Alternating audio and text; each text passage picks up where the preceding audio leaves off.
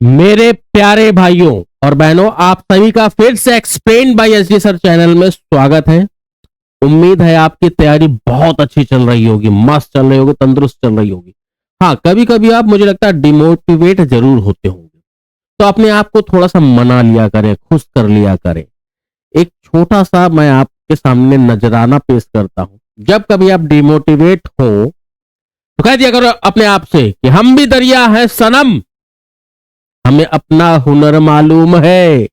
जिस तरफ चल पड़ेंगे केवल रास्ता ही नहीं बनाएंगे, नेशनल हाईवे बना देंगे।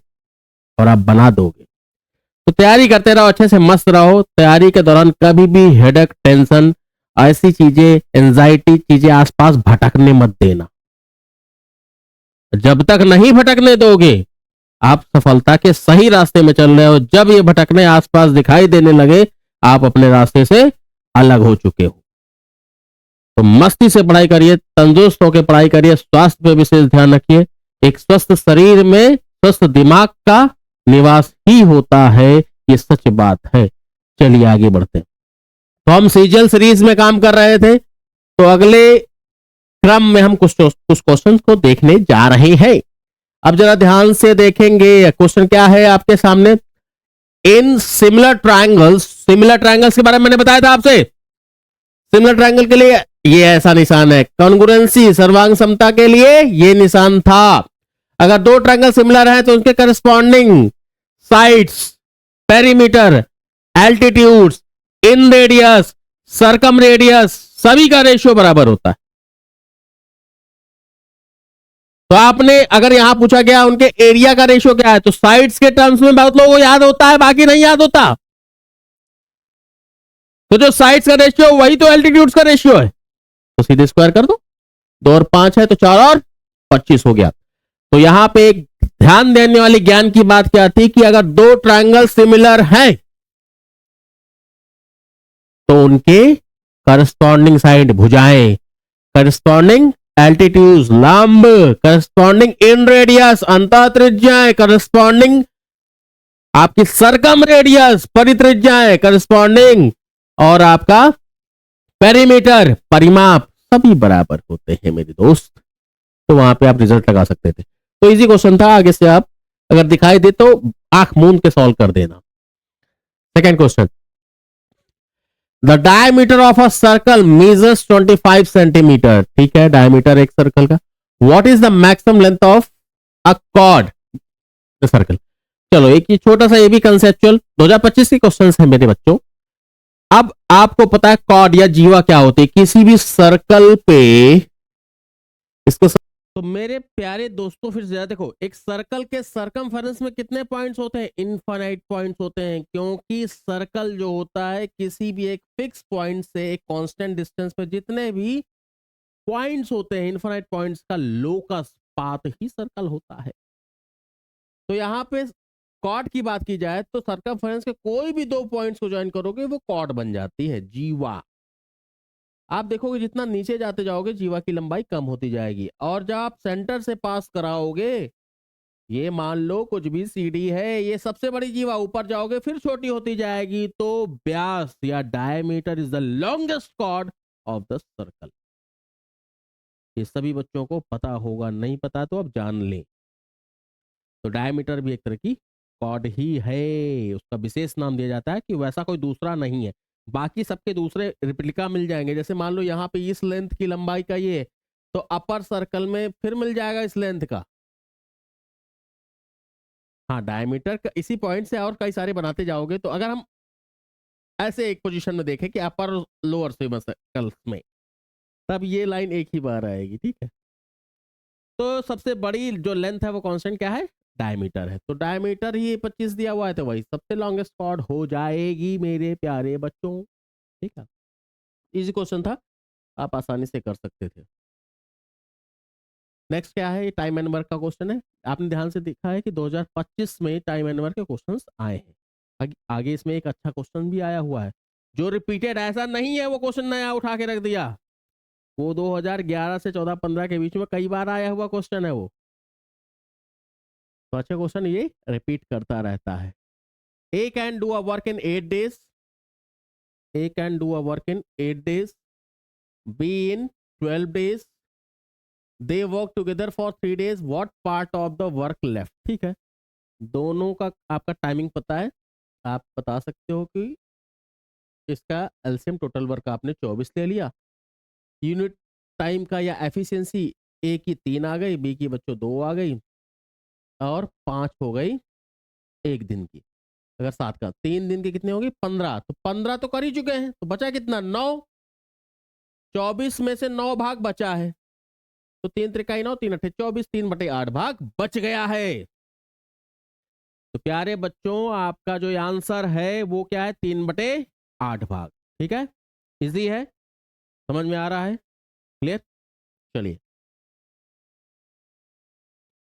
हाँ ये अच्छा क्वेश्चन है आपका, बहुत ध्यान से सुनिएगा। A B can complete a task together in 12 days, A और बी 12 दिन में करते हैं, बी और सी 16 दिन में करते हैं।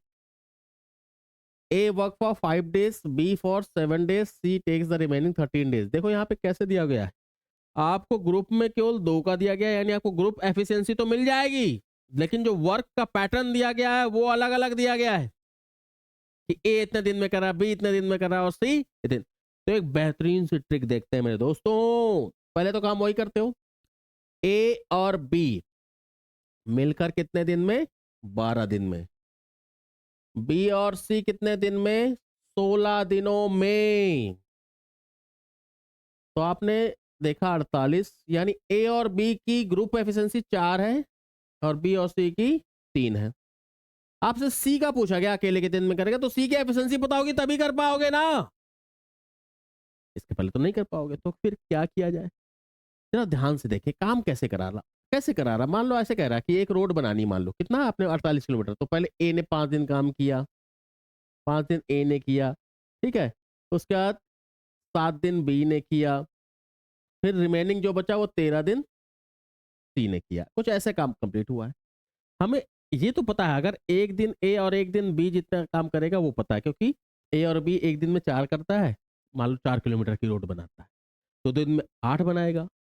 और अगर ये 5-5 दिन की बात करोगे तो बता सकते हो, लेकिन इसके 5 और इसके 7 दिन का नहीं बता सकते, क्योंकि ओनली बी का एफिशिएंसी नहीं पता है अभी हमको, ना ही सी का पता है।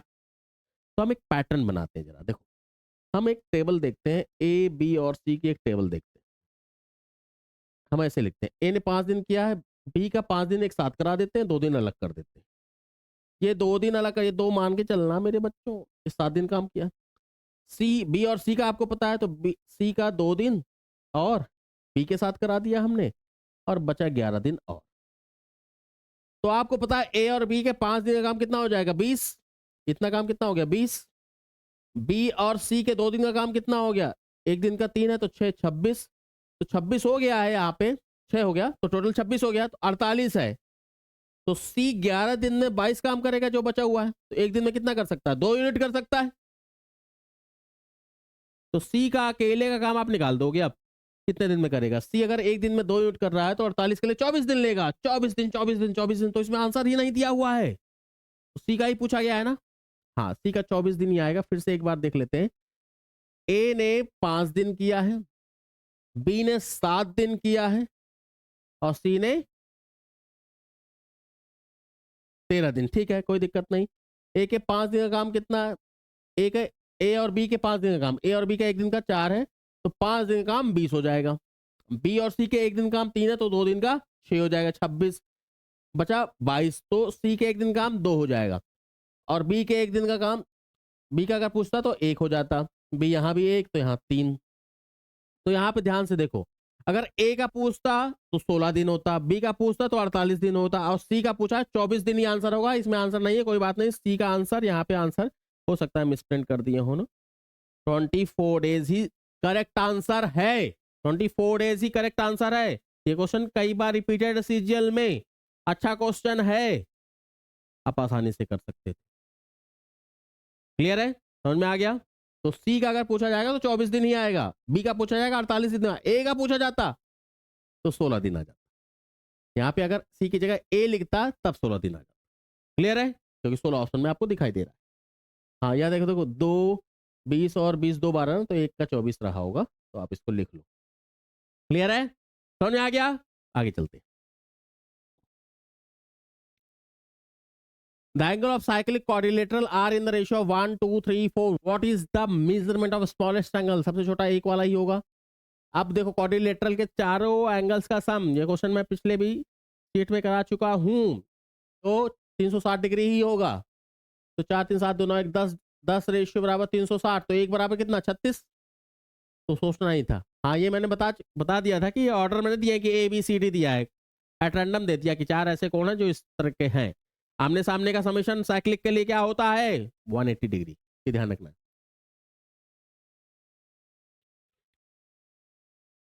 अब यहां पे 6 number, if 60% of A is equal to 0.3 of B. देखो 60% को आप 3/5 बी लिखते हो, ऑफ ए 0.3 को हम 3/10 लिख देते हैं, of B is equal to 1c of 1/6 part of C. अब एबीसी का रेशियो पूछा गया है। देखो ऐसा दिया हुआ है, यानी कि आप बराबर के लिख के आप अलग अलग रेशियो निकालोगे, ऐसा नहीं करोगे। क्या करते हैं, न्यूमरेटर में जो नंबर्स दिखाई दे रहे हैं इन सब का 3 3 1 है, एलसीएम ले लो और उसको नीचे रख दो, नीचे वाले के साथ मल्टीप्लाई कर दो। तीनों में करोगे कोई फर्क तो नहीं पड़ेगा ना, तो इस वाला तो कैंसिल हो जाएगा, ये भी कैंसिल हो जाएगा, ये आपका एक ही रहा। तो ए के नीचे 5 रह गया, बी के नीचे 10 ही रहा और सी के नीचे 18 आ गया। तो यही आपका आंसर हो जाता है, यही आपका आंसर हो जाता है।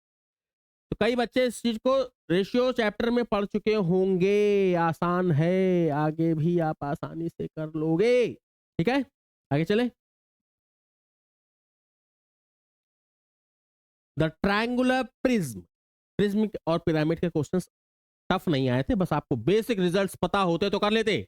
प्रिज्म का क्या होता है, volume area of the base into height, और पिरामिड का क्या हो जाता है 1/3 पार्ट, जैसा आप कोन और सिलेंडर में देखते हो, कोन और सिलेंडर में देखते हो, सिलेंडर का वॉल्यूम क्या होता है πr²h, और कोन का क्या होता है 1/3 πr²h।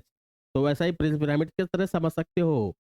प्रिज्म में क्या होता है आपका, जैसे ये प्रिज्म है, बेस और टॉप सेम होता है, मतलब जो आपका राइट प्रिज्म है, बेस जिस ट्रायंगुलर है, हेक्सागन है, ऑक्टागन है, जो भी है, स्क्वायर है, रेक्टेंगल है, टॉप भी वही है। लेकिन पिरामिड में जैसे आप गीजा का पिरामिड देखते हो, इजिप्ट के जो पिरामिड्स है, तो ऊपर एक सिंगल पॉइंट है, क्लियर है।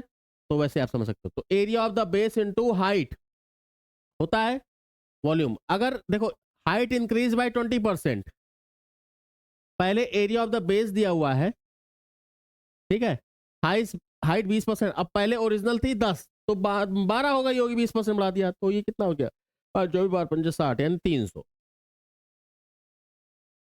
तो ज्यादा कुछ सोचने का नहीं था इसमें, आपको सीधे area of the base into height, height 10 थी पहले, 20% बढ़ा दी गई तो 12 हो गई होगी।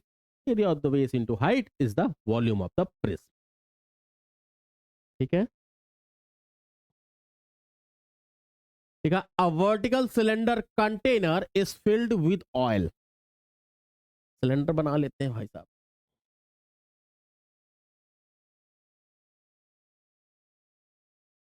ऑयल भरा हुआ होगा कुछ, ठीक है। A solid hemisphere stone of radius 7 centimeter is immersed completely and the oil level, मतलब ये ऑयल लेवल बड़ा है, मतलब ऑयल पूरा कंप्लीटली फिल नहीं था, मान लो यहां तक फिल रहा होगा। अब इसमें क्या किया गया कि एक हेमिस्फीयर जैसे ही डाला गया, ये हेमिस्फीयर जैसे ही डाला गया तो इसका लेवल बढ़ गया, इसका लेवल बढ़ गया है कितने, बाई 3 सेंटीमीटर।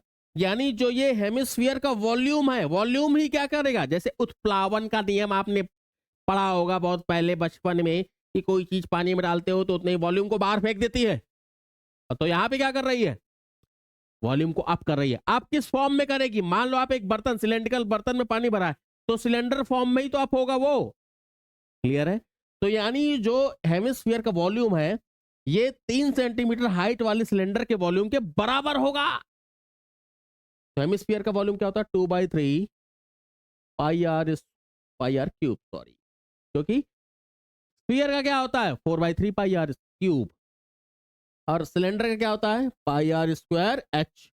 अब यहां पे पता क्या है आपको, इसका जो हेमिस्फीयर का वो पता है पाई, ये 7³ और आपको रेडियस निकालनी है किसकी, सिलेंडर की, बैलन की। और उसकी हाइट ये 3 क्यों लिखा, क्योंकि ये इसी वॉल्यूम के बराबर होगा, बस ये जो ऊपर अप हुआ है ये सिलिंड्रिकल फॉर्म का वॉल्यूम इस हेमिस्फीयर के वॉल्यूम के बराबर होगा।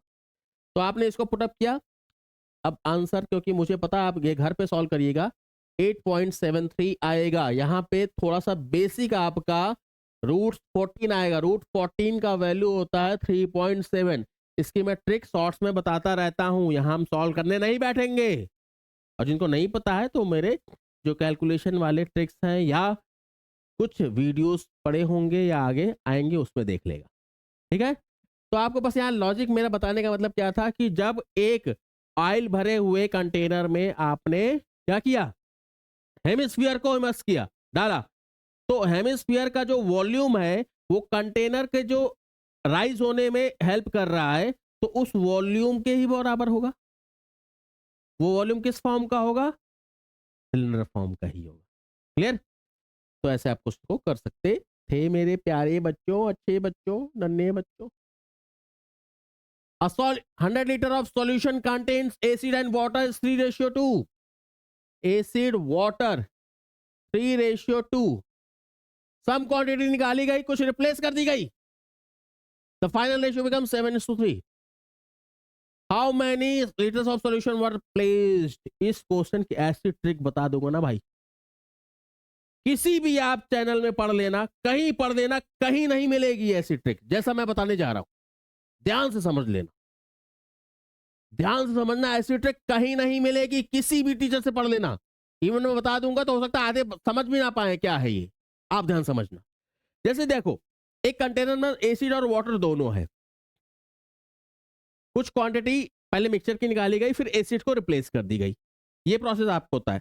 तो इनिशियली आपको क्या पता चल रहा है, क्वांटिटी बराबर है, जितना निकाला गया उतना ही रिप्लेस किया गया, तो क्वांटिटी बराबर है। तो सबसे पहला काम तो यही करना हमेशा, जब ऐसे कभी पूछे कभी कितना पार्ट निकाला गया है या क्या, तो ये जैसे 10 है, ये आपका 5 है, तो यानी डबल कर दोगे, तो यानी इसको 6 और 4 कर दोगे, तो आपका काम बराबर हो गया, रेशियो वही रहा।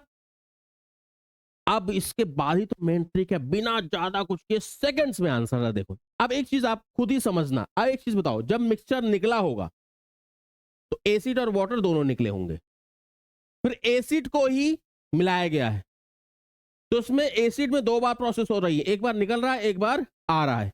वाटर में केवल एक बार प्रोसेस हो रहा है, बस इतना ही देखना है कि किस में एक बार प्रोसेस हो रहा है। वाटर में एक बार प्रोसेस हो रहा है, वाटर में एक बार प्रोसेस हो रहा है, वाटर में एक बार प्रोसेस हो रहा है, 4 से 3 हो रहा है, कितना, 1/4 भाग निकल रहा है, तो 100 का सीधे 1/4 भाग कर देना। Answer is 25 litre.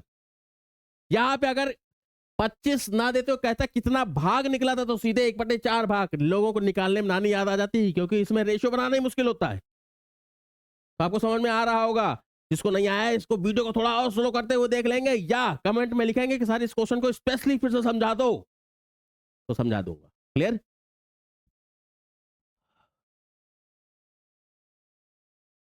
3 groups of students have average age 18, 20 and 22 respectively. If the number of students in the 3 groups is in ratio 2:3 हुई, तो ये बेसिक सा क्वेश्चन है। मतलब आप मल्टीप्लाई 36 60 टोटल वेट निकालते जा रहे हो, बट 110, इसमें ज़्यादा गणित लगानी नहीं, 5 3 8 2 10 कितना हो गया, 170 206/10 यानी 20.6। तो इसमें ज़्यादा दिमाग लगाने की जरूरत नहीं है, ऐसे कर सकते हो। क्या किया हमने, एवरेज वेट मान लिया है, इसमें 2 ही बच्चे हैं, तो 18, कुल वेट कितना हो गया 36, दूसरे में कितना हो गया 60, तीसरे में कितना हो गया 10, कुल कितने हो गए 10। तो आज हमने 10 क्वेश्चन और लगा दिए, कुछ अच्छी ट्रिक्स देखी। इन चीजों को शेयर करिए, इस चैनल को लाइक सब्सक्राइब शेयर करिए, अपने दोस्तों के साथ करिए, जहां पे कुछ अच्छी ट्रिक्स मिलेंगी, ताकि मैं और अच्छे अच्छे क्वेश्चन आपके लिए लेके आ सकूं। आप लोग इंटरेस्ट नहीं दिखाओगे तो मैं कैसे आगे बढ़ूंगा आपके लिए। तो अच्छे से पढ़ते रहिए, तंदुरुस्त रहिए, मस्त रहिए और सिलेक्ट होइए जल्दी से। जय हिंद, नमस्कार।